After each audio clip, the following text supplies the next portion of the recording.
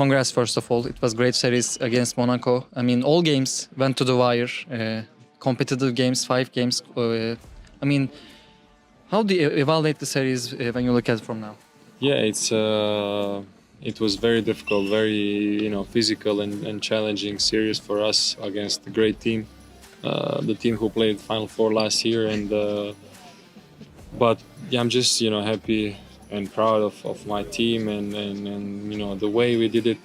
And yeah, even after losing Game 4 here, everybody was sad, and of course I was sad too. But I never stopped believing, and I told them, like, who knows why this happened? There is always, I believe, there is always a reason why some things happen, and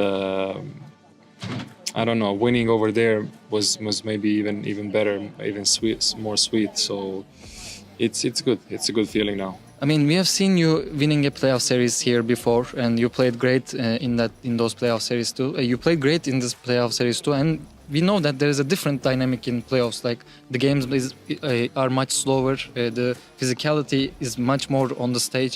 I mean, and it's a big stage after all. After everything, it's a really big stage. How do you maintain yourself, your performance in the playoffs? Like, because people saying like playoff Marko, there's a moniker right now, playoff Marko. It's a thing now. I mean, how do you maintain that performance? I think growing up and in Serbia and playing basketball, living for basketball is number one, and you just dream of these moments and on the big stage and important games. And I just I don't know. I think I try to do the same things, of course, and just the focus when coming to the playoff was on a higher level, and you just I try to eat even better, sleep better, just try to lock in and be really focused, and especially with coach, there's a lot of information and a lot of things he wants us to do, and I don't know, I like these games. I like pressure. I like this is like they say, pressure is privilege, and it's really like this, and we are just happy to be in this position. It's a very small number of people, basketball players in general, who are able to go to Final Four and compete in the playoffs. So yeah, it's just a privilege, and I'm happy that I always, let's say, play good, and that my team is in Final Four.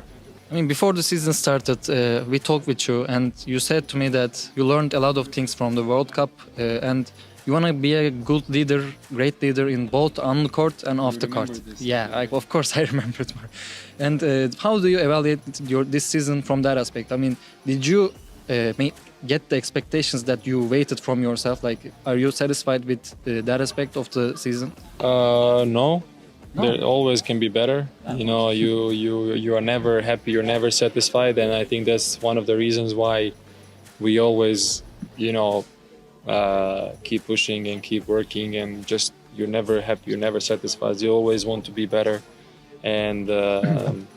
And yeah, like you said, we talked at the beginning of the season, and I was talking about what national team meant for me this summer, and I learned a great lesson about being a team and sharing the ball and sharing everything, like being like a family. And I think this is especially with Sharas coming in the middle of season, we just started doing this more, let's say, and he was very emphasizing this team game, and especially in the bad moments and in the moments when it's normal, it's a long season, some guys are in a bad shape, and sometimes you lose 2-3 games, and but he was always saying these things about team game and being not depending on one guy, two guys, It's always about team, and then eventually you will get into the shape, and we will all when we share the ball, everything is much easier. So yeah, I'm just happy to be part of this team. This is the type of basketball I was, let's say, taught to play, and I always wanted to play and I always wanted to be part of the the good system, and now I'm able to do this. So happy to be here. I mean, speaking of that interview, we talked in that being a franchise player. I mean, Fenerbahçe made the Final Four 5 years ago. You were in that team, and Tarık and Neni are the other two guys that were in the both teams. I mean, how does it feel to get Fenerbahçe back to the Final Four as the franchise player for it? I also talked about this, and I was thinking about this for the past 5-6 days. Just coming to Fener in 2017-18 season, they just won EuroLeague season before, so that team was already great. A lot of guys stayed there, coach, system, everything was the same with Željko, and then we went to Final Four that year, the next year, and I thought this is normal. You know, I didn't take it for granted, but you know, it's just, you know, for me it was easy to adjust to their system, and I thought this is easy. And then I went to NBA. I came back, and then I saw it's really hard, and that's why this Final Four it's the most special one so far, because of all the things we had to go through, and now I know how hard it is. So I'm just thankful and blessed to be in this position again. Okay, Game 5, Final Four on the line, last minute. You had the ball in both possessions. You drived and passed to Nick when he's open. Second position, Nick set a pick for you and he went open again. You passed him the ball again. I mean, I want to ask two things about this, because this shows your maturity as a player, I guess, and experience it brings. Because you will be like, you would have been like, I want to use this shot, like I want to be the hero, but you didn't think like that and made the right read, and Nick knocked down those two great shots. And I want to ask about, from your perspective first. Yeah. I mean, I always try to play this way. I would say the right way. You know, if you see your teammate open, you have to pass the ball. I know many people will not agree with me, and you know, they would say like Nick is a bad shooter or whatever, but whoever was in that corner, I would pass on the first three, because it was the right thing to do. I could never take a shot over two guys, and I see my guy, whoever that is, open. So, you know, this is just the way that I was taught to play the game since I was 7-8 years old, playing soccer, football. This is what my father taught me to do, and never to be selfish. And yeah, I mean, that's just, and I was at the end, my mentality was to be aggressive, and also the game plan, we knew that Monaco team is always helping and they're always collapsing into the paint. So I knew, especially from Nick, they always gave extra help. So I knew he would be open, and I'm just happy he made the shot. This is my humble opinion, but when Saras came to the team, the first 1 or 2 months, like, I didn't see you as much as comfortable as now. Like, I don't know if you agree with me on that, but 100%. You, with the time, you adjusted to the system, I guess. And can you tell me about that process? Yeah, for sure. It was not hard to see that. It was easy to see that I was not myself, because you know, it's my, like I always say, in my 6 years I changed 5 coaches in Fener, and it's never easy to change a coach and to change, you know, system, and it takes time. It takes time for me to, you know, get used to that system, and also it takes time for Saras to get to know me as a player. And even though we played so many times against each other, that's one thing. This is completely, you know, different thing, and it takes time. Like any, you know, relationship or whatever, you work on that, and you have to have, you know, patience. And you know, I think, like you said, you know, I was playing 3 positions, some games 4, some games 2, some games 1, and then, you know, it takes time to figure things out. But I would say, yeah, last 2-3 months, I started, you know, having, let's say, my role that was also there in the previous seasons, and I think this benefits the team, because I know I can help a lot. I mean, you know Tarık for a long time. He made a huge step this year. Like, he always had the potential, but he's right now clarified himself as the rising stars, one of the best bench players on the EuroLeague, and he made great plays on the playoffs too.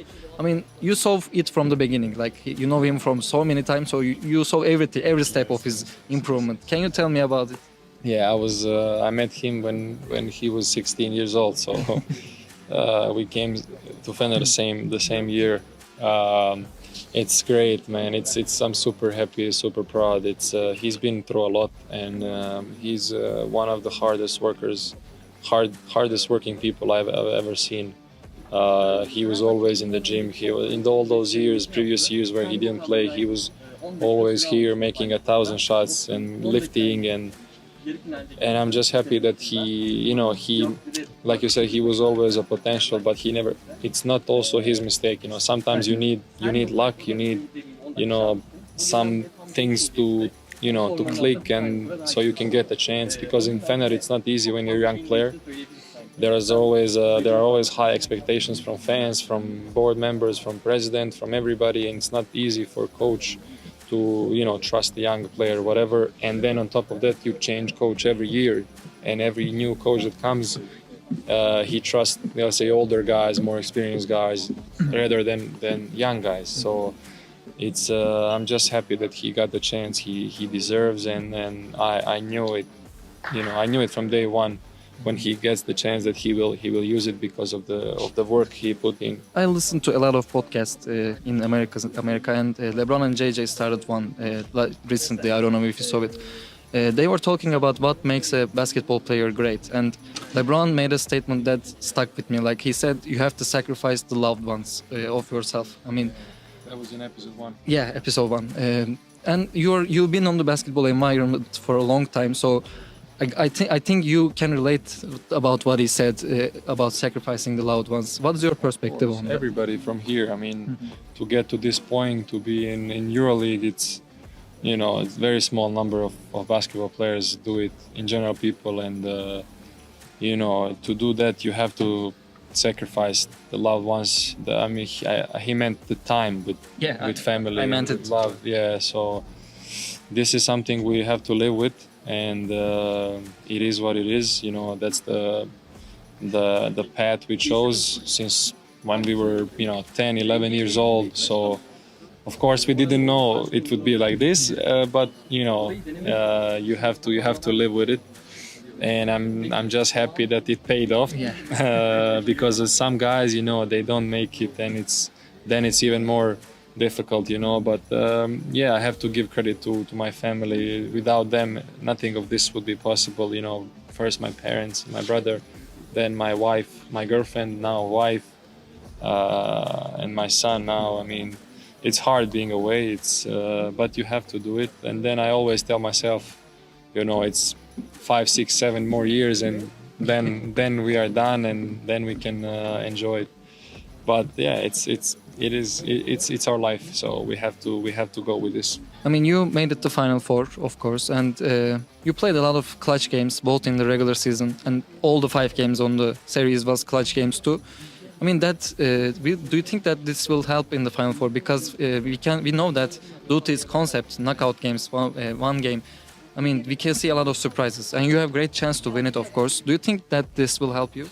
It can help, but to be honest, I also have some experience in Final Four, and I think it's only one game.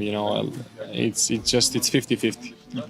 I think it depends on the day, and also staying healthy and trying to be the best shape at that moment. I mean, after the Game 5 win, you said that her zaman her yerde en büyük Fener in Turkish. I mean, do you have anything to say before Final Four? Because fans connect to you. Yeah, fans connect with you the most in the team, maybe the most in the team, and they love you. So if you have something to say to them. Like I said before, we will celebrate when we win EuroLeague together, and then I will take the microphone and in Baghdad Jades Street, Baghdad Jades, okay. And I will say something.